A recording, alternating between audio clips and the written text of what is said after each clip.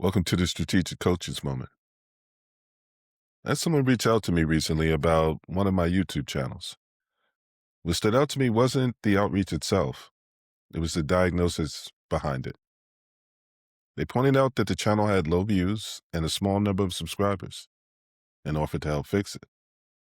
On the surface, that's not an unreasonable observation. Those are real numbers, they're visible, and they're easy to measure.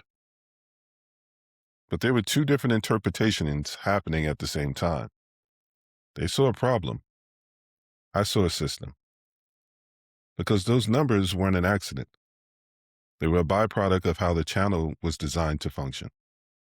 Not to maximize reach, but to filter for fit.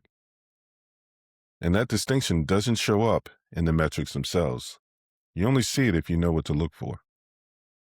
This is something that shows up in a lot of different contexts, especially in B2B environments, where there's usually more information available than people are actually using.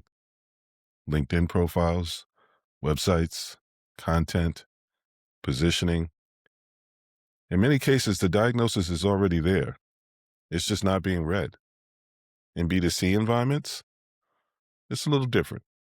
The information isn't always structured. It's scattered across behavior, language, what people respond to, and what they ignore. But the pattern is the same. There are signals, and then there's the ability to interpret them. What stood out to me wasn't that conclusion was wrong.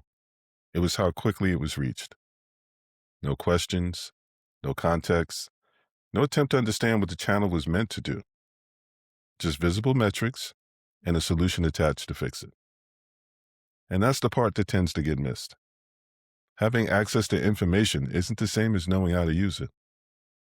Because the diagnosis was already there. It just wasn't read. This is episode 1 in a 7-series arc. Check in later this week for episode 2. I hope you found this helpful. Like, share, and subscribe, and I will see you next time.